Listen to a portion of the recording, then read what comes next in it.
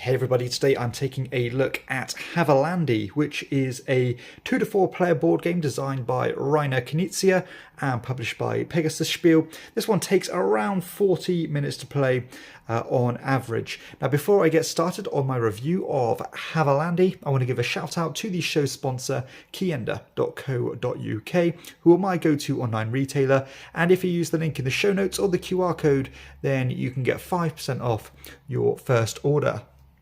Okay, so the board for Havalandi looks like this, where you have this kind of big triangle map here with different terrain types. So right down the center, you have this kind of tan path, which is a very significant place to try and control with your markers, and that will make sense shortly. And you can see venturing out from that road, you start going in to different terrain types. You've got this kind of grassy area, this ready area, and also this this final area here, and that kind of mirrors on both sides. You also have these little kind of pavilions, which are also relevant when it comes to scoring. You've got the score track to the left-hand side of the board here. You have this hot air balloon structure, which determines where you can place your control markers, as well as some variable objectives, which will chop and change each game. So each game you're going to use 2 of them, but there are, again, variable ones to mix up that gameplay. Now each player is going to have their own bunch of control markers, which are double-sided. So you've got this kind of standard side here, and you have this launch side here, which again is relevant for one of the scoring criteria. And each player is also going to have an identical set of these special tokens, which have kind of game-breaking abilities, which we'll discuss individually shortly.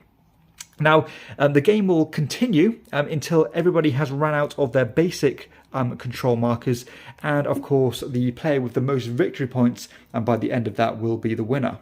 Okay, so let's have a look at how the game actually works. So on a player's turn, they are going to take this standard D6, they're going to roll it, and they're going to move the hot air balloon that many spaces. So in this example, I will move 1 space to here from this starting position.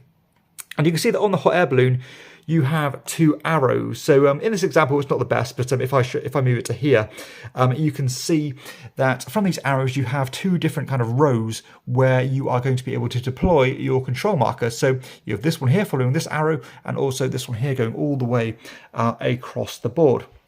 So on your turn, you can take one of your control markers and place it on one of those directions, basically. So I could say put it here like so, again, because it is abiding by that restriction of being in that row.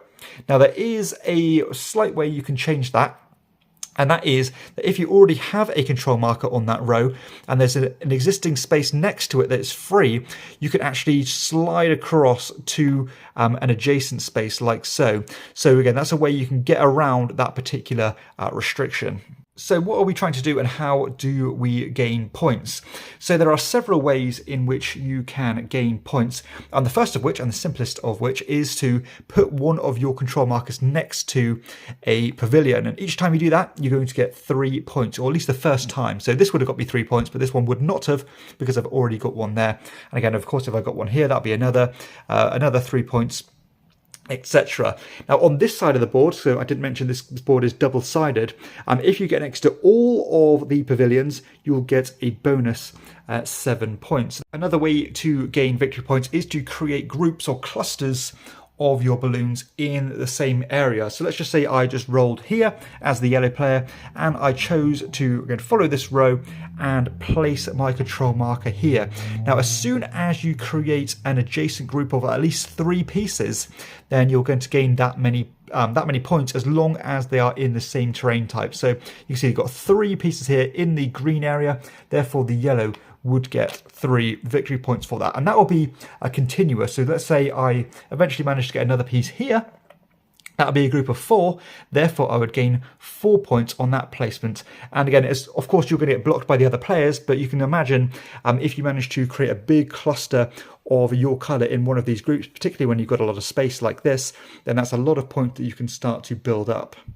You've also got points based on these public objectives. So in these 2 particular examples, you're going to get 1 point for a chain that connects one edge of the board to the other. So let's just say, as the yellow player, let's just say I managed to get from here to here. That'd be an additional 3 points. Of course, I'd want to be more ambitious than that and hopefully maybe get from here to here. But you can imagine that getting blocked off is probably going to happen. So you don't want to bite off more than you can chew. The second one here is for every launched balloon, then I'm going to get 1 victory point in my biggest group. And we'll talk about launched balloons now, which is probably the trickiest part of the game, or at least the least intuitive part of the game. So in order for you to gain points by launching balloons, which is where the terrain types come in or into play, let's just say, for example, I ended up doing this. Let's say I did this like so. Of course, the other players would have equal turns, but I just want to show you how the scoring works. So once you've placed one of your balloons onto the board, you have the option to launch a fleet. And what that means is that you are trying to get into as many different terrain types as you can, as long as you start or cross through the main path. So you can see I've added on to this group here. I could launch this fleet by doing this. So I could flip this one over, I could flip this one over, flip this one over, flip this one over, and let's just say I flip this one over as well. Now for each different terrain type I venture into, I'm going to get 4 points for each side of the road. So this side would actually get me 12 points because I've got all the 3 different terrain types. And of course, again, I'm going back to that main road here. The other side, I would only get 4 points because I'm only going onto the grass area. Now let's just say I did go here and flip this one as well. That would be 8 points because I'm going to the grass and that red land. If I managed to chain it all the way to here, that would be 12 points. And you can kind of cross through your own pieces that aren't necessarily used for the scoring, should you wish to, as you have to navigate around your opponents. But you could only launch a fleet once. So once they're launched. You cannot do it again, and you're going to have to create new pathways to create new fleets. So now you know how the game basically works. Let's talk about these 3 special pieces. So this small one here actually allows you to share a space with somebody else, which is normally a golden rule that you cannot do. So, without any rhyme or reason, as a yellow player, I could place my piece on top of this red piece, and therefore I could bridge out from that. But this is not a good example, but you could imagine if you get trapped, then you can use that to bridge the gap and go into a new cluster and continue your chains. The one with the little gust of wind here allows you to basically ignore the restriction of the balloon and place it anywhere. So even if I landed here, I could place my yellow piece all the way up here, should I wish to. And the final piece here is deployed hand in hand with a separate piece. So again, let's just say let's say as the yellow player, I placed a piece here, like so.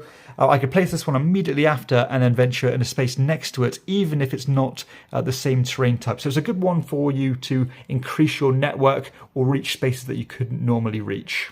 And again, the game will continue until each player has deployed all of their standard balloons, regardless if they have used their special balloons or not. So, use these or lose them essentially. And of course, the player with the most victory points at the end of the game will be the victor. Okay, so let's share some thoughts on Havalandi. Now, if you're familiar with a lot of other Knizia games, you might notice some similarities here. And this is one of those Knizia games that tend to really resonate with me in its style. Thinking of games like Blue Lagoon, thinking of games like Through the Desert or Babylonia. This is one of those games where the rule set is very simple. There are a few exceptions, but it's all about opportunity cost. And I love that thread in board games where if you want to do one thing, you're missing out on another thing. And although this game looks like it's relatively open, those spaces quickly get swallowed by the other players, and you will find yourself getting blocked off and missing out on opportunities. With some pagodas, there's only a few opportunities to get next to them, and so on. So I love that tension of, how am I going to best place this thing to get the most points for me long term? Am I going to restrict myself? Should I seize this opportunity now before it goes, etc. But I love the way that despite there being so many options and ways to score points, you are not just overwhelmed by the options because you are restricted by where the hot air balloon is. And I think some people might find this frustrating, but I tend to like open style games that funnel you or tunnel vision you somewhat through an additional mechanism. And this one might be one of the strongest examples of that. We see it in some games at times where, you might have a really wide tile placement game, but you only have a couple of tiles in your hand, therefore you're not paralyzed by options. This one does that in a very different way through this hot air balloon mechanism, which I think is fantastic. And it also kind of amplifies the weight of using some of those special pieces, because you might not guarantee yourself being able to go in that particular row or kind of line again. Do you want to use your one that you can share the spot with somebody else? When is the time to forego that restriction and place your piece anywhere? And you also have to consider that you could only launch a fleet of balloons if you have added to that particular set on that turn. So, sometimes you are engaging in a bit of a push your luck or chicken mechanism by not launching a fleet of balloons, because you might actually get to add to that balloon or bunch of balloons again, especially later in the game when all those hexes start to dry up. All the spaces surrounding that great fleet that you've been working on the whole game might have been taken, therefore you cannot actually add onto it and launch those balloons. So, the actual strategy might seem quite simple, as, obviously I want to venture on to all the different terrain types and then launch a fleet. That is easier said than done, and again, sometimes you can get shot off and put in so much effort into cross-contaminating into those different regions and actually not get to launch it. Now, sticking on that mechanism, I do think that is probably the most jarring part of the game, and I have just mentioned some other games, again, like Through the Desert, like Blue Lagoon, that are a bit more easy to process and understand. This is going to take a couple of times, or at least half a game, to understand how that thing works, especially if you're a more casual gamer. So, of course, Dr. Reiner Knizia has published and designed so many games that he has to reach to try some new stuff. And I do think that this terrain mechanism is a reach, and it doesn't feel so intuitive as some of the other designs. But for me, that's not an issue. For me, that's interesting. But I don't think this is kind of a first stop of these styles of games if you are interested in them. Again, I would recommend going to games like Through the Desert, Blue Lagoon, and even Babylonia before this one, because of that somewhat unintuitive nature of how the regions scoring works, or how the different regions scoring works. But despite me having that somewhat of an obstacle to explain that terrain mechanism, mechanically this game is as beautifully elegant as you'd expect a Knizia game to be. Simply roll the dice, move the balloon, and deploy a piece onto the board. Launch a fleet should you wish to. Now, there's no rules ambiguities here, no fiddliness, no exceptions. The only exceptions are the special pieces, and even then they're all very simple to remember in their own right. So generally when there's special pieces in games, I tend to get a bit off put by them, because it's a lot to process. This one, you can explain it once and it's going to be understandable. I feel the engagement of this game is right up there. For me, you've got that player interaction with the scarcity of the land. A very tight board, which is what this game is all about, really. And the actual time investment for me is spot on. The game does actually, or the box says 45 to 60 minutes. I've never had a game go on that long. And I think you can get it played a lot quicker than that, should you, play at a reasonably brisk pace. There's also some good replayability, and because of the objectives change the state of the game, or the feel of the game so much. You've got the ones I've mentioned, such as connecting edge to edge, and your biggest launch fleet of balloons. You've got one here that says on the edge of the board, which can of course give you another thing to mull over, because generally the edge of the board isn't the most inviting, because you're so far away from the pavement, but that might give you another reason to bypass that. You've got kind of isolated balloons and so on. So again, all these things are going to change the feel of a pretty simple game. The game also scales very well. If you are playing with two players, you are putting blockers on the board through these flags. So even then, you've got kind of a dummy player there without too much setup, and it doesn't take away too much from the game either. It is better at 3 or 4 players, but I wouldn't hesitate to recommend this at 2 players, even if you're getting a mildly less good version of the game. Production-wise, it's good. I've got no issues with the production, except for one thing, which is normally the case with me: colour blindness. The terrain types aren't the most clear, but fortunately they are, they are mirrored, so you know that once you've got past this dark red, you are into the different terrain type. But sometimes at a glance, I cannot quite differentiate them. Also, two of the player pieces look very similar to me. They've got the purple ones and the blue ones. They might not look the same to you, but to me they look almost identical, which is of course a little bit of a problem and a little bit of an obstacle to overcome. But generally speaking, it's an affordable game. Everything looks good. The board looks good. Standard cardboard pieces. The little hot air balloon's quite a nice little gimmick. But yeah, no issues at all, and you get what you pay for really with this game. Okay, so let's share some final thoughts on Havalandi. And this is like a prime example of a game that has grown on me. When I first played this one, despite me loving so many Knizia games like this, the rules did not embed themselves in my brain as quickly as I thought they would for a relatively light game. And that is probably because I haven't seen that mechanism before where you want to venture into the different terrain types starting from the centre. So I actually had to reread the rulebook quite a few times to understand that I am processing the information correctly. But as I have internalised the rules more and more, I've just found everything slotting into place here, and I've started to unravel those levels of gameplay. As I said, I love this kind of opportunity cost style game that Knizia does so well, and this for me is amongst the best of them. I think this game is fantastic, and each time I've played it, I've enjoyed it more than the last. So many different things to focus on. Do you want to do that terrain mechanism? Do you want to compile as many as you can into a group and start, exponentially growing those points? Are you going to grab up the pagodas first before they go?